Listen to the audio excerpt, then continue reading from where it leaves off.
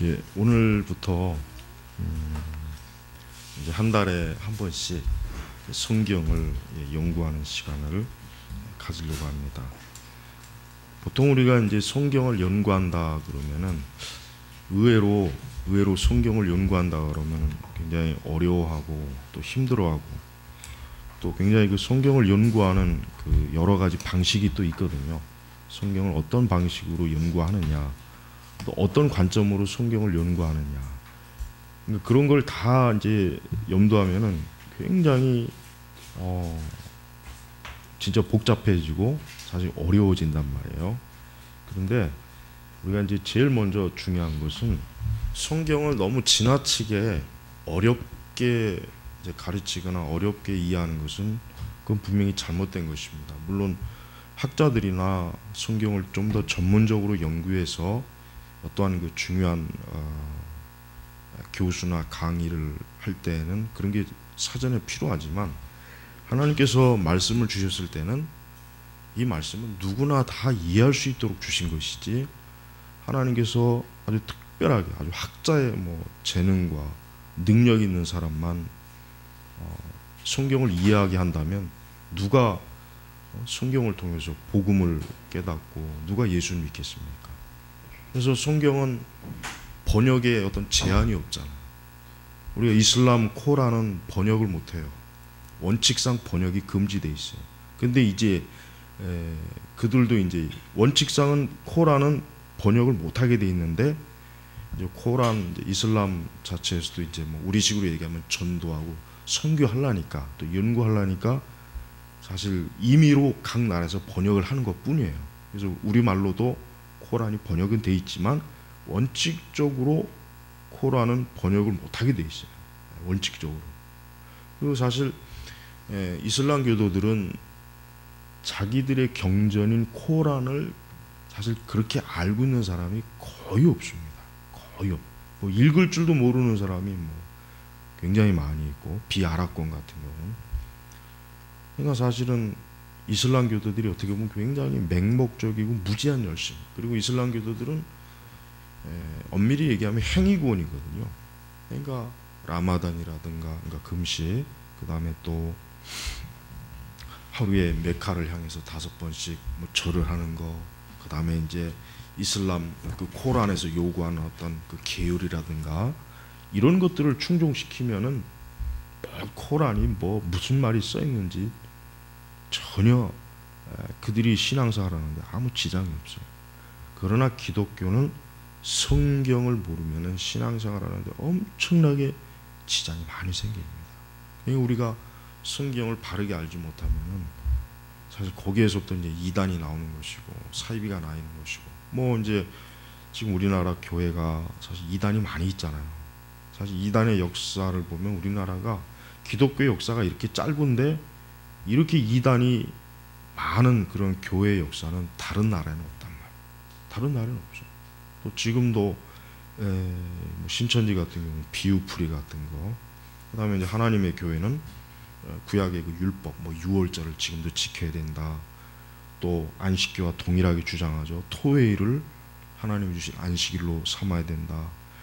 그러니까 이 5만 가지 그 성경에 대한 그 왜곡된 지식을 가르치는 것 때문에 사실 많은 교회 다니는 사람들도 혼란스러워하고 혼동을 많이 하게 된단 말이에요. 그 근본적인 원인이 뭐냐면 성경을 잘 이해하고 못하니까. 그래서 우리 종교개혁자들이 강조한 게 뭡니까? 성경을 직접적으로 성도들이 읽고 연구할 수 있는 것을 종교개혁자들이 가르치고 주장했단 말이에요. 그 전까지는 로마 카톨릭은 신자들의 손에 성경 자체가 주어진 것을 전혀 신경도 안 썼고 또 그런 거 전혀 없어도 저들은 그냥 성당에서 신부들이 사제들이 시키는 그대로 그냥 미사하고 그러면은 그냥 되는 거였단 말이에요. 근데 종교개혁자들은 어떤 사람이었습니까? 누구나 다 성경을 직접적으로 읽고 연구할 수 있는 그러한 자유가 하나님 우리에게 주어졌다는 거예요. 그래서 누구나 다 그래서 라틴어로 된 성경을 우선 루터 자신이 뭐로 번역했습니까? 독일어로 번역했잖아요. 그러니까 사실 그 당시에 독일 사람들 중에 라틴어를 알고 있는 사람은 극히 소수예요. 왜? 학자들이라든가. 그래서 그 당시는 왕들도 글자 모르는 사람들이 많았거든요. 왕들도 글자를 몰라가지고 그 글자를 전문적으로 아는 신하들에게 그 글자를 그러니까 어떤 대신 서비스를 받는 그런 일이 그냥 일반적이었어요. 일반적이. 그러니 그 천주교의 그 신앙이라고 하는 게 미신적이 될 수밖에 없어요. 어쩔 수가 없는 거예요. 왜? 성경을 바르게 몰고 읽을 수도 없고 읽지도 못하고 또 성경을 어떤 관점으로 이해하지도 못하니까 당연히 뭐 무지한 것은 너무나 상식적인 거죠. 자, 근데 이제 우리 개신교도 사실은 이제 시간이 흘러가면서 사실 성경이 굉장히 무지했습니다. 성경이 굉장히 무지해요. 예를 들면 17세기나 18세기만 해도 사실은 초등학교나 이런 중고등학교 아이들만 돼도 성경의 기본적인 교리를 이제 개신교도들은 다 배우고 알고 또 암송하고 그래서 적어도 성경이 뭘 가르치는 것이냐 하는 것을 다 알았단 말이에요. 그래서 옛날에 그 서구의 고전 문학을 보면은 성경에서 인용한 그 문기가 굉장히 많이 나와요. 속담도 나오고. 그러니까 그만큼 성경이 익숙한 거예요. 뭐 세계적인 아주 역사적인 문호 셰익스피어도 그의 그 여러 희곡이나 희극, 비극이라는 그 책들 내용에 보면은 성경에서 인용한 것들이 많이 나온단 말이에요. 그만큼 그 당시에는 뭡니까? 성경을 당연히 읽는 거로 당연히 성경을 읽고 당연히 성경을 누구나 알아야 되는 거. 또 설령 뭐 예수님을 진정으로 예수님을 믿지 않고 거듭나지 않았어도 사실은 서구 역사에서 한 100여 년 전만 해도 성경을 모르면은 교양인이 아니에요. 교양인이 아니란 말이에요. 성경을 모르면은 무지한 사람, 무식한 사람, 지성인이 못 됐다. 그러니까 설령 반기독교적인 사람들도 성경을 읽어요. 성경을 읽고 성경을 알거든요. 그래야 그들이 어디 가서 연설을 하거나 대화를 할 때 성경을 인용하고 누가 성경을 인용할 때 어떤 얘기를 할 때 알아듣거든요. 근데 그걸 못 알아듣으면 무식한 사람으로 취급받는단 말이에요. 근데 지금 우리나라 이제 교회만 해도 사실은 성경 연구할 수 있는 자료는 사실 많이 있습니다. 사실 성경을 연구할 수 있는 자료나 책들은 많이 있지만 그러나 개개인들이 이거를 사실 활용도 하지 않고 거의 뭐 중요하게 여기지도 않습니다. 그러다 보니까 대체로 이제 목회자의 설교만 듣고 신앙생활을 하는 사람들이 거의 한 80-90%예요. 거의 80-90%입니다. 물론 이제 교회마다 무슨 성경 공부라는 게 다 있어서 뭐 성경 공부를 하긴 하지만 그것도 이제 올바르게 좀 더 치밀하게 성경 공부를 시키기보다는 그냥 하나의 형식적인 과정을 하는 데가 굉장히 많이 있습니다.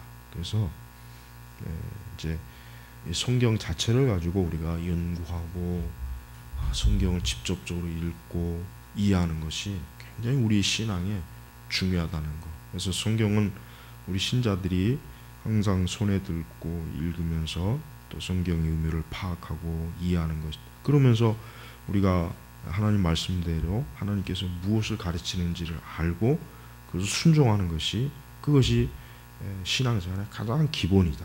가장 기본. 근데 의외로 이제 제가 아까도 얘기했지만 성경이 무지해요. 성경이 굉장히 무지해요. 왜 무지합니까? 자기 스스로가 성경을 연구하지 않기 때문에 그렇죠. 성경을 연구하지 않고 기독교 신앙이라고 하는 것이 지금 이 시대는 하나님의 말씀과 진리를 아는 것을 그렇게 중요하게 여기는 것이 아니라 무언가를 하나님에 대해서 느끼는 걸 중요하는 시대거든요. 느끼는. 그러니까 많이 뭘 아는 거를 뭐 귀하게 여기질 않아요. 성경을 속속들이 알고 그래야 이게 그걸 참 정상적으로 여겨야 되는데 그것보다는 내가 하나님에 대해서 무엇을 느꼈다, 체험했다 이걸 중요시 여기잖아요. 이걸 중요시 여기니까 신앙생활을 오래 한 분들도 교인들도 성경이 굉장히 몰라요. 복음서도 뭐 안 읽어본 사람이 너무 많죠. 신약 성경. 그래서 성경 뭐 미국에서 뭐 조사한 거 있지만은 십계명도 못 외우는 사람들이 거의 뭐 절대 다수라 해야죠. 10가지 계명. 예. 아마 우리나라도 십계명을 못 외우는 사람도 굉장히 많을 거예요. 굉장히 많을 겁니다.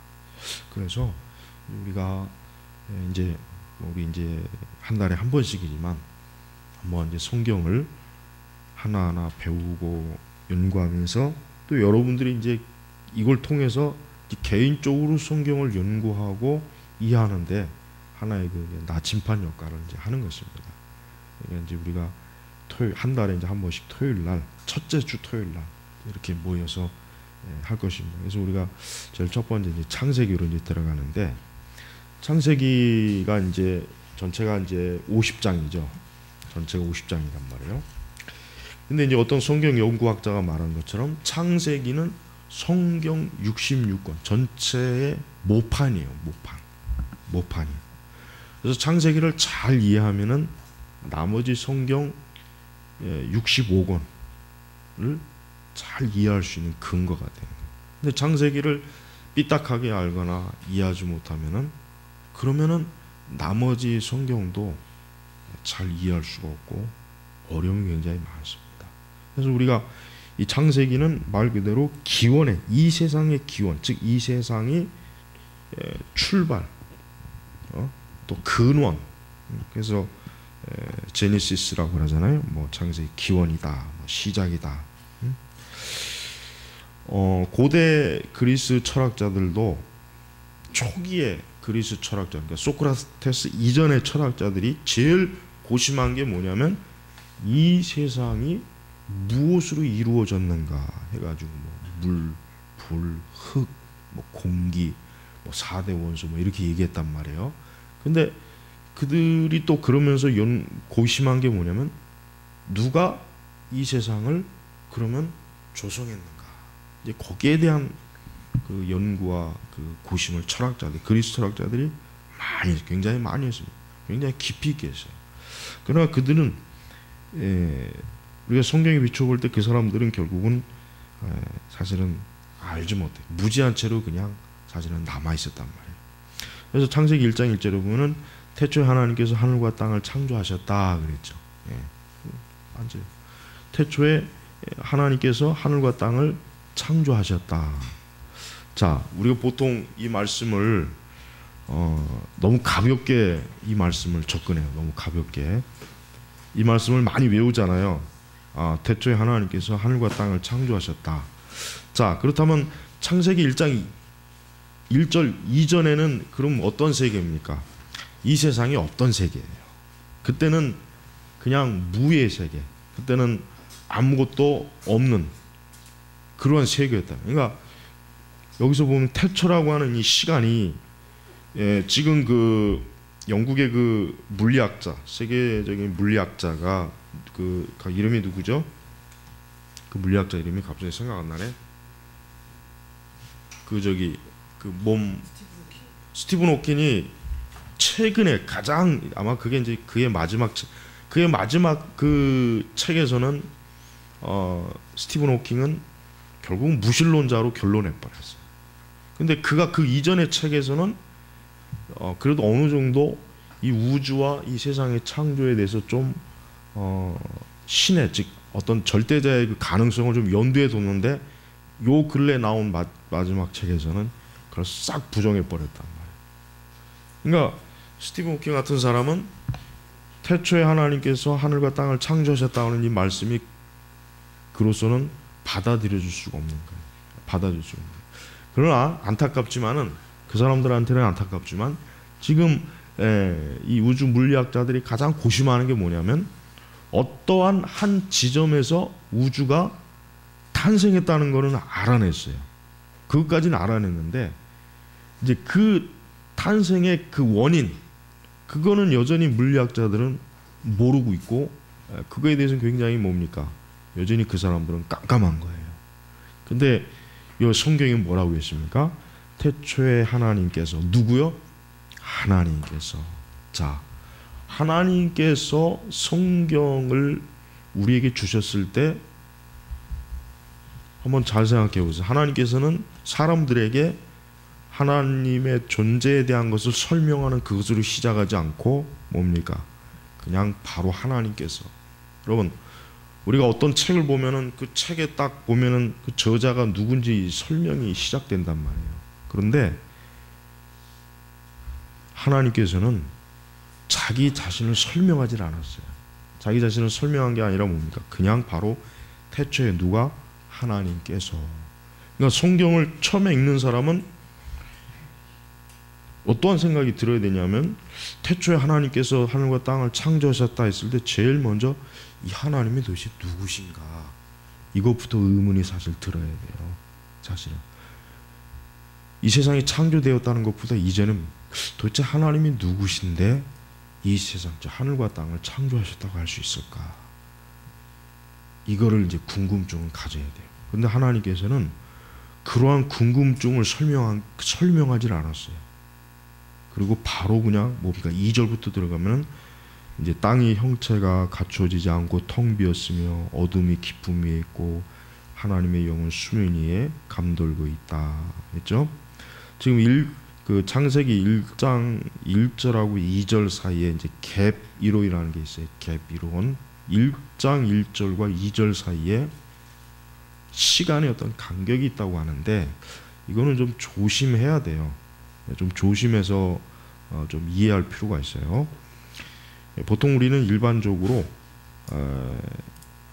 하늘과 땅을 창조하시고 난 다음에 그 다음에 뭡니까? 그 다음에 바로 2절 땅의 형체가 아직 갖춰지지 않고 텅 비었으며, 그러니까 지금 현재 이 상태가 뭐냐면은 우주가 어떻게 되는, 우주가 이제 막 시작하는 그 지점이에요. 빅뱅 이론에서 보면은 막 폭발하는 그 시점이라고 하잖아요. 처음에 이제 빅뱅 이론에서 물리학자들은 아주 작은 점에서부터 우주가 시작됐다 그래요. 그리고 지금도 우주가 어떻게 된다고 합니까? 계속 팽창한다 그러잖아요. 계속 팽창한다, 계속. 그러니까 어떤 한 지점에서 우주가 딱 폭발해서 우주가 탄생한 거예요. 사실 성경에서 이 태초에 하나님께서 하늘과 땅을 창조하셨다, 요 시점입니다.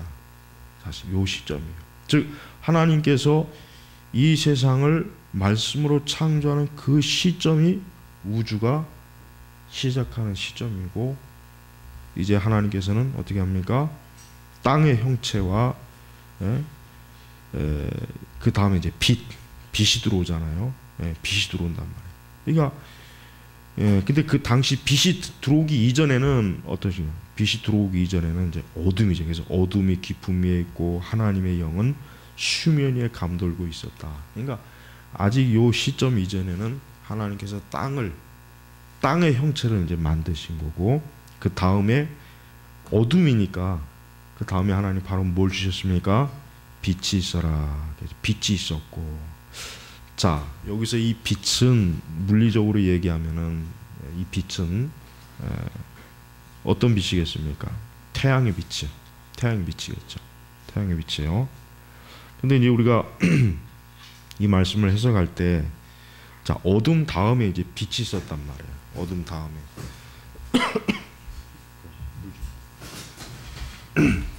어둠 다음에 빛이 있었어요. 자 예수 그리스도께서 이 땅에 오시기 전의 상황이 어떠한 상황입니까? 이 땅에 오신 어둠이 깊음 위에 있던 상황입니다. 예수님이 언제 오셨습니까?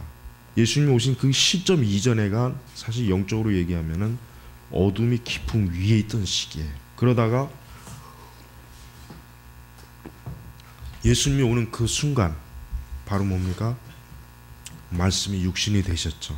말씀이 육신이 되셨죠. 바로 그 시점이 뭐예요? 빛이 있어라. 즉 그리스도께서 이 땅에 오신 그 시점이 사실 영적으로 요 말씀과 그대로 구속사로 연결이 되는 거예요. 즉 그리스도께서 오기 이전에 이 세상은 하나님께서 뭐라고 했습니까? 로마서도 보면은 각자 묵인하셨다 그랬죠. 묵인했다 그랬어요. 오직 이스라엘에게만 율법을 줘서, 말씀을 줘서, 이스라엘은 하나님에 대한 도를 알고 하나님에 대한 걸 알았지만 다른 모든 민족들은 그냥 각자 묵인을 해버렸어요. 하나님 묵인을 했다. 근데 주님이 오시는 그 순간, 즉 하나님께서 말씀이 육신이 되어서 이 땅에 오시는 그 순간 어때요? 그 순간 이 세상은 빛이 오신 거예요. 빛이. 예수님 자신, 당신 자신이 뭡니까? 빛이란 말이에요. 빛. 빛이. 자, 2절에는 땅의 형체가 아직 갖춰지지 않았어요. 이게 여기서 형체라는 얘기는 땅이 없었다는 얘기는 아니에요. 어떤 땅이 일정한 형체가 없었다는 얘기지 땅이라고 하는 물질적인 게 없었다는 얘기는 아니란 말이에요. 응? 그리고 이제 텅 비어 있고 그다음에 어둠이 깊음 위에 있고 하나님의 영이 수면이에요. 그러니까 아마 전 지역이 이 지구라고 하는 전 지역이 이제 물로 이제 뒤덮여 있는 상황이었죠. 그러다가 이제 하나님께서 빛이 있어라. 자, 빛이 있어라. 하나님께서 지금 말씀하시니라고 했죠. 말씀하시니. 그 다음에 6절에도 뭐라고 했습니까? 물 가운데 궁창이 있어 물과 물이 나누어라 말씀하시고 그 다음에 9절에도 한번 보세요. 하늘 아래의 물이 한 곳으로 모이고 마른 곳이 드러나라. 자, 마른 곳이 드러나라. 아까 제가 1절에 뭐라 그랬습니까? 땅이 아직 형체가 없다는 얘기는 물 속에 땅이 갇혀 있는 거예요. 근데 하나님께서 이제는 뭐예요? 땅을 물 밖으로 드러내서 오늘날 이제 우리가 보는 지금 뭐 5대양 6대주라 그러죠. 이 바닷물과 육지가 지금 이렇게 경계가 있잖아요. 지금 바로 6절 9절에 보니까 하늘 아래의 물이 한 곳으로 모이고 마른 곳이 드러나라 말씀하시니 그대로. 자, 말씀하시니 여기서 또 말씀하시. 자, 11절에도 뭡니까? 말씀하시니. 11절에는 뭡니까? 땅은 땅의 풀과 씨 맺는 채소와 씨 있는 열매를 맺는 과일나무를 각기 종류대로 내라. 종류대로. 그것도 역시 무엇으로요? 말씀하시니. 그 다음에 12절에 땅이 풀과 씨 맺는 채소를 각기 종류대로 씨 맺는 열매를 맺는 나무를 각기 종류. 이 각기 종류대로를 잘 여러분 유심히 봐야 돼요. 왜? 진화론자들이 이 말씀이 없었다면 진화론자들이 말이 굉장히 먹힐 우려가 많은데 이 각기 종류대로가 진화론자들이 이론이 틀리다는 걸 사실 결정적으로 증명하는 거예요. 왜? 하나님께서 처음에 이 피조물을 창조할 때 각기 종류대로 다 이미 하나님이 창조하신 거예요.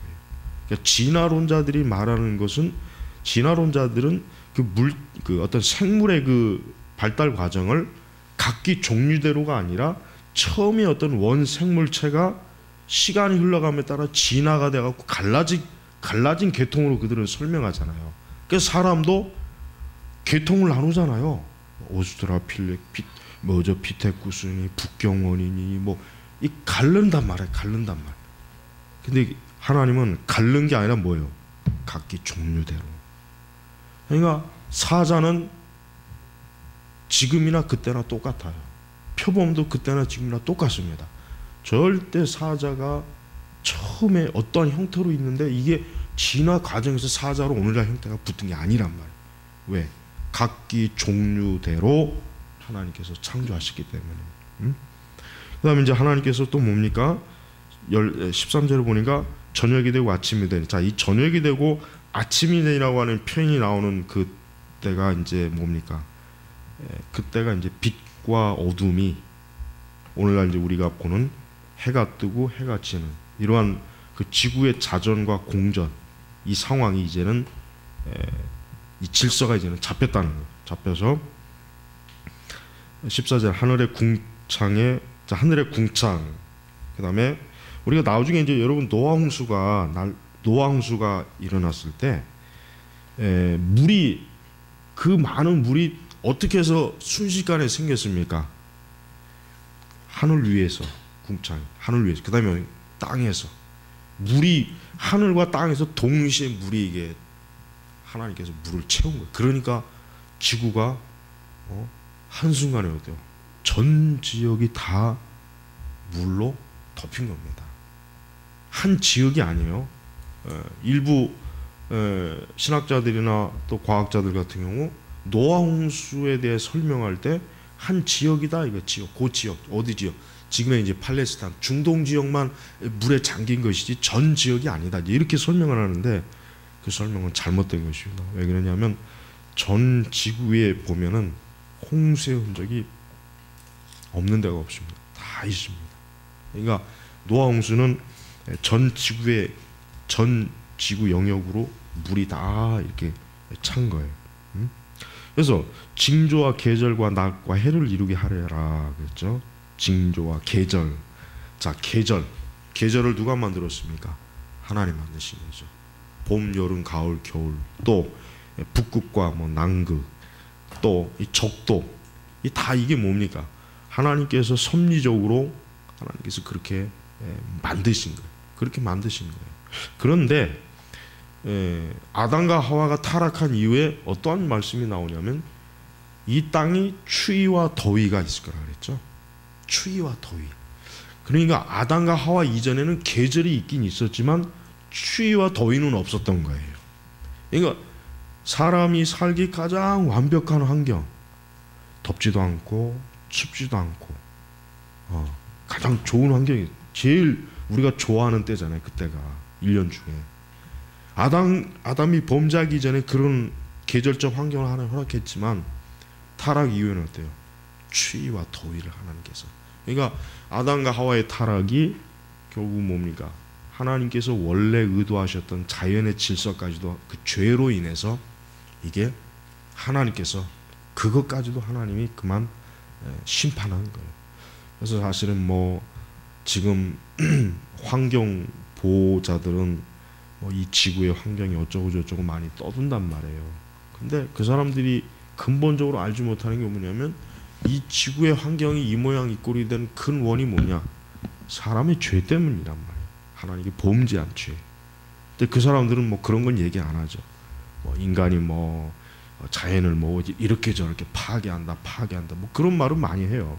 그래서 우리가 하나님께서 이 자연이라고 하는 것도 하나님이 처음에 에덴 동산을 만드시는 그 시점에서 이 자연이라고 하는 것은 정말 사람이 지내기에 가장 완벽한 온도, 습도, 그 다음에 또 홍수 이전에는 인간의 수명이 굉장히 길었잖아요. 왜 길었습니까? 그만큼 이 세상이 그 당시 이 자연 환경이 사람의 수명이 오래 갈 수 있는 어떤 굉장히 우리가 지금 상상할 수 있는 좋은 환경이었어요. 그러다가 이제 홍수 이후에는 수명이 급격하게 줄어들어요. 또 이제 고기도 먹고. 그러니까 우리가 이제 하나님께서 처음에 이 세상을 창조하실 때 하나님은 질서 있게 이 세상을 가장 좋은 세상으로 만드셨는데 이렇게 좋은 세상을 하나님께서 만드셨지만 이걸 누가 망쳐놓습니까? 아담과 하와의 범죄입니다. 우리가 궁극적으로 알아야 될 게 있어요. 우리가 세상이 뭐 이렇다 저렇다, 세상이 뭐 나쁘다. 사실 우리가 뭐 정치적 질서도 나쁘고 경제적인 것도 나쁘고 뭐 사실 한두 가지가 아니잖아요. 문제점을 끄집어내려면. 그런데 그 모든 문제의 근원이 어디에 있냐 이거예요. 어디에 있냐 이거. 사람에게 있는 거예요. 사람의 죄에 있는 거예요. 죄. 그게 가장 근원이 거기서부터 이제 모든 이 세상에 있는 자연 질서까지도 다 무질서해지고 또 뭡니까? 사람이 만든 질서. 어떤 질서입니까? 사회 질서, 정치 질서. 그런 것도 결국은 사람이 다 만드는 거잖아요. 그것도 다 어떻게 됩니까? 엉망이 되잖아요. 엉망이 돼서 무질서해지고 뒤죽박죽 돼버리고 전쟁이 일어나고 테러가 일어나고 막 뭐 그냥 되는 대로 막. 그러니까 우리가 인간이 제일 중요하게 여겨야 될 게 뭐냐면은 사람은 정말 하나님을 경외하고 그분의 말씀에 따라 사는 것, 그분에게 순종하는 것이 사람에게 사실 제일 행복하고 제일 좋은 거예요.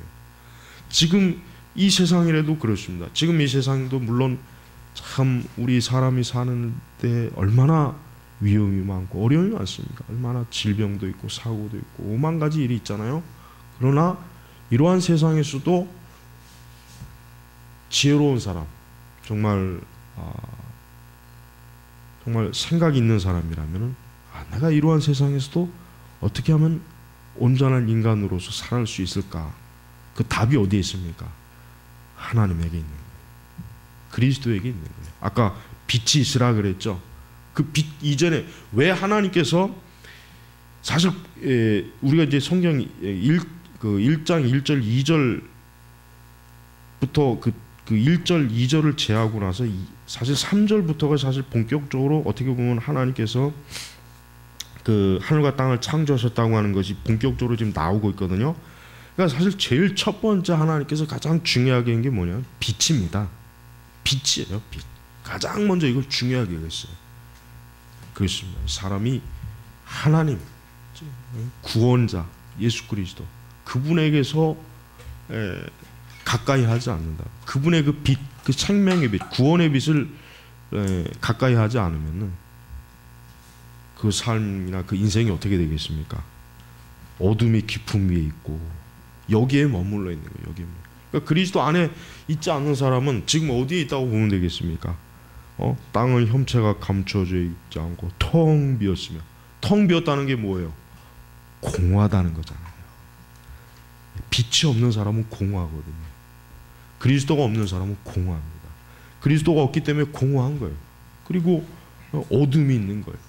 그런 사람들에게는 어떻게 됩니까? 소망이 없죠. 소망이 없죠. 항상 그 마음이 공허하고 어둡고, 당연히 공허하고 어두면 뭐만 잔뜩 있겠습니까? 죄악이 가득하겠죠. 죄악이 가득하면 뭐가 있겠습니까? 무질서해지는 거예요. 예. 빛이 있으라 한 뒤부터 어떻게 하나하나 질서가 잡히잖아요. 하나하나 하나님께서 이 하나님이 만드신 거기에다 질서를 부여해야 되는 질서. 자, 하나님의 주권이라고 말할 때 우리가 다른 식으로 표현할 수 있어요. 뭡니까? 하나님은 질서를 부여하시는 분이에요. 질서. 질서요. 예. 그러니까 하나님의 주권이다 했을 때 우리가 또 다른 표현으로 하나님은 세상에 질서를 부여하는 분이시다. 예. 또 하나님 믿는 우리 성도들에게는 뭡니까? 질서를 부여해 주신 우리의 삶의 질서. 그러니까 질서라고 하는 게 뭐겠습니까? 우선순위. 또 삶이 어떻습니까? 온전한 거, 복잡하지 않은 거, 그 삶이 막 뒤죽박죽 혼돈이 돼가지고 막 그냥 정말 인생이 정말 엉망진창인 그게 아니라 뭐예요? 질서 있는 삶. 그래서 하나님은 어지러움의 하나님이 아니라 질서의 하나님이라고 그랬잖아요. 맞아요. 창세기 1장 1절을 하나님이 창조하실 때 하나님께서 사실은 그냥 하나님이 분명히 전능하시기 때문에 분명히 한순간에 그냥 짠 이 세상을 만들 수도 있었어요. 그러니까 빛이 있으면서 동시에 뭐 나무도 있고 사람도. 그런데 하나님께서는 그렇게 하지 않고 하나하나의 질서를 부여해 주시는 거예요. 먼저 빛, 그 다음에 물, 그 다음에 밤과 낮을 나누고, 그 다음에 물을 또 위아래로 나누고, 그 다음에 또 뭐예요? 풀과 씨 맺는 채소를 또 하나님이 심어주시고, 그 다음에 또 더 들어가면 이제 새, 그 다음에 동물. 자 보세요. 하나님께서 한 가지 이 세상에 하나님의 질서를 하나하나 심어놓는 거예요. 얼마나 그러니까 사람이 하나님을 믿게 되면은 진짜 현재 자신의 삶이 정말 진흙탕에 정말 있다고 하는 사람, 정말 내 삶이 무질서 가운데 있다고 하는 사람, 정말 내 삶이 정말 엉망진창이라 어디서부터 어떻게 내 삶을 바로잡을지 모르는 사람, 그런 사람은 하나님에게 반드시 그리스도에게 와야 돼요. 하나님에게 오면 어떻게 합니까? 질서가 생기는 거예요. 우리가 청소년들이나 아이들 교육이 얼마나 지금 심각합니까?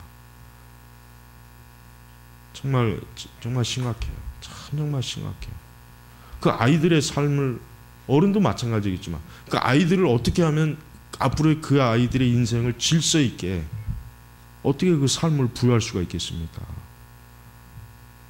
말씀을 가르쳐야 되겠죠. 그리스도를 가르쳐야 되겠죠. 성경의 진리를 가르치면 되는 거예요.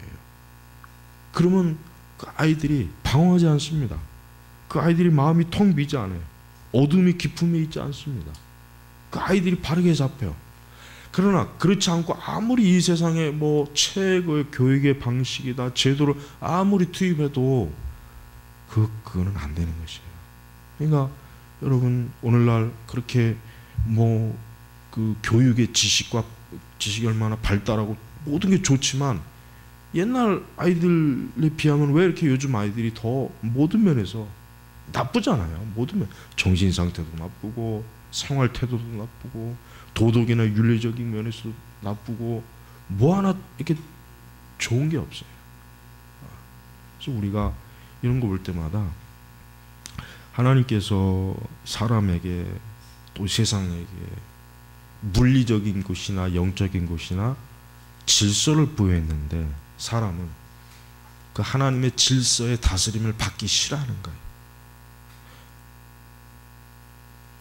그 이제 우리가 창세기 나중에 보면 알겠지만은 바벨탑 보십시오. 바벨이란 말 자체가 혼돈이잖아요. 근데 왜 그걸 왜 혼돈이라고 왜 모세가 왜 그걸 혼돈이라고 왜 이름을 붙였을까요? 그들이 하나님을 대적하고 하나님을 떠나는 게 혼돈이거든요. 그들의 행위 자체가 삶 자체가 하나님을 대적하고 있으니까 혼돈이라면 혼돈. 지금 저 부산에서 WCC 열리고 있지만 저건 뭐예요? 혼돈이에요, 혼돈. 저건 바벨탑을 쌓는 거예요, 저것들은. 하나님을 떠나고 하나님의 말씀을 떠나고 하나님의 통치를 주권을 무시하게 되면 어떻게 됩니까? 혼돈밖에 없습니다. 혼돈이에요. 지금 하나님께서 하나하나 질서를 잡혀서 나중에는 아름다운 에덴 동산이 만들어지고 세상이 만들어지잖아요. 근데 이게 거꾸로 간다고 생각해보세요. 거꾸로. 어떻게 되겠어요? 아담과 하와 타락 이후에 어떻게 됐습니까? 다시 무질서해졌잖아요. 세상이. 예측할 수 없어요. 우리 인간이 예측할 수가 없는 것이 돼버렸단 말이에요. 이게 얼마나 이 세상이 타락했고 악해졌는지를 알 수가 있는 것입니다. 자, 우리 그 다음 한 19절까지 마치고 좀 쉬고 잠깐 교제 나누고 그 다음 또 하겠습니다. 자, 15절 이후에 이제 하늘 위 궁창, 그 다음에 땅, 하늘의 궁창에서 땅 위를 비추라 말씀하시니 그대로 되었다. 야, 말씀하시니, 그러니까 하나님은 말씀의 하나님이란 말이 이거예요. 하나님은 말씀으로 세상을 창조한 거예요. 우리 사람이 말씀으로 창조할 수 없잖아요. 우리가 말씀으로 여기 붕어빵 5마리 좀 만들어 놔라 그러면 그 생깁니까? 백날 가야 붕어빵이 굶어 죽죠. 근데 하나님께서는 말씀으로 이루어지는 거예요. 우리가 성경에 뭐 어떤 사람 야 성경의 그 기적과 이적이라는 걸 어떻게 믿냐? 그들은 그래요. 근데 참 그 사람들이 어리석은 사람들. 왜? 하나님께서 말씀으로 세상을 창조했는데 세상의 자연 만물과 모든 걸 왜 말씀으로 하나님께서 그 질서를 바꾸는 걸 왜 못하겠습니까? 예? 사람이 무리를 걸을 수 없어요. 그러나 하나님께서 하시면은 사람이 무리를 걸을 수 있게 하십니다. 하나님의 질서를 마음껏 바꿀 수 있는 거예요. 하나님이. 왜? 하나님이시니까. 예? 자, 16절에 하나님께서 두 큰 광채 곧 낮을 다스리는 큰 광채와 밤을 다스리는 작은 광채를 만드시고 또 별들을 만드셨으며. 그렇죠. 별도 누가 만드셨습니까? 하나님께서 만드신 거예요. 뭐 우주 물리학자들 같은 경우 별의 생성에 대해서 얘기를 많이 하죠. 별이 수만 년의 시간을 걸려서 어떻게 생성이 됐니 뭐 온갖 말은 다 하는데 성경은 간단하게 하나님 만들었다. 쓸데없는 잡소리 하지 말고 하나님 만들었다. 그러니까 하나님께서는 얼마나 하나님 자신의 그 능력, 그 권능을 이 창세기 1장은 아주 정말 성경에서 엄청나게 보여주는 거예요. 이거를 과학자들이나 물리학자들이 설명을 한번 해보려면은 이 우주 전체에다 다 기록을 해도 안 됩니다. 근데 하나님은 별 하나 생성하는 그냥 하나님 만드셨다 하고 그냥 끝이에요. 그러니까 이 얘기는 뭐예요?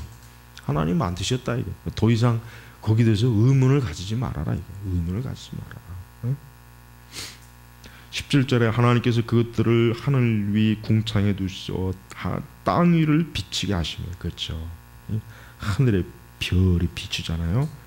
18절에 낮과 밤을 다스리게 하시며 빛과 어둠을 나누게 하셨다. 하나님께서 보시기에 좋았다. 저녁이 되고 아침이 되니 넷째 날이었다. 자, 보세요. 하나님은 여기서 그럼 넷째 날, 또 셋째 날, 이 날을 여러분 어떻게 해석합니까? 저는 이것을 분명하게 24시간이에요. 이건 24시간입니다. 어떤 사람은 뭐 이게 몇천 년이 될 수 있다, 뭐 이런 별 쓰잘데없는 얘기 다 하는데 그렇게 할 필요가 없어요. 여기서 이 날이라고 하는 것은 다른 히브리 언어에서도 24시간의 날을 의미하지 긴 날이 아니에요. 긴 날이. 그러니까 진짜 이 세상은 하나님께서 딱 6일 만에 창조한 거예요. 딱 6일이에요. 일주일이에요. 6일. 600년도 아니고 60만 년도 아니에요. 그러니까 어떤 이제 창조론을 전적으로 믿기는 좀 그런 사람들, 그렇다고 진화론을 받아들이기 좀 그런 사람들은 이 날을 굉장히 오랜 시간을 잡아요. 하나님께서는 수십만 년에 걸쳐서 이 세상을 창조했다 하는데 그건 아주 대단히 그거는 아주 나쁜 잘못된 해석이니까 그런 해석은 귀담아 들을 필요가 없습니다. 그러니까 여기서 넷째 날 목요일이에요. 목요일이란 말이에요. 그러니까 우리가 하나님께서 세상을 창조한 것은 긴 시간을 요하지 않습니다. 하나님은 사실 맘만 먹으면 1분 1초에도 완전한 세상을 만들 수 있는데 하나님께서 이 하나하나 순서를 보여주는 건 뭐냐면 하나님께서 주도하셔서 세상을 창조했다는 걸 보여주기 위해서 지금 이렇게 날을 잡아서 하나님이 하나하나 하나님이 하시는 거예요. 우리가 성경을 읽으면서 이 말씀을 읽으면서 하나님께서 이 세상의 모든 것을 하나하나 계획을 가지시고 하나님이 주도하셔서 질서 있게 세상을 만드셨구나. 이 세상의 기원, 즉 제네시스, 창세기 세상은 하나님이시구나. 성경을 읽는 사람으로 하여금 이걸 깨닫게 하기 위한, 이걸 깨닫게. 여러분, 우리가 이 성경을 읽을 때 우리는 이 성경 자체 하나님께서는 하나님이 어떠한 분이시라는 걸 잘 말씀해 줬어요. 그러니까 이 말씀을 통해서 하나님은 하나님이 만물을 창조하시는 능력 있는 분이구나, 전지하신 분이구나, 전능하신 분이구나, 이걸 벌써 알 수 있습니다. 또 이 세상의 모든 기원도 하나님에게 있구나, 하나님 말씀의 기원에 있구나 하는 것을 여기서 우리가 알 수 있습니다. 그래서 이 말씀은 곧 하나님의 창조의 능력을 지금 말하는 것이에요.